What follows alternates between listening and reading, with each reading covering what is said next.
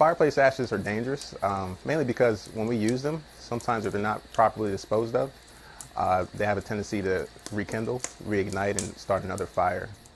Every year, there are improperly disposed of fireplace ashes, and due to that, there's several fires that happen throughout, just from it not being put out properly.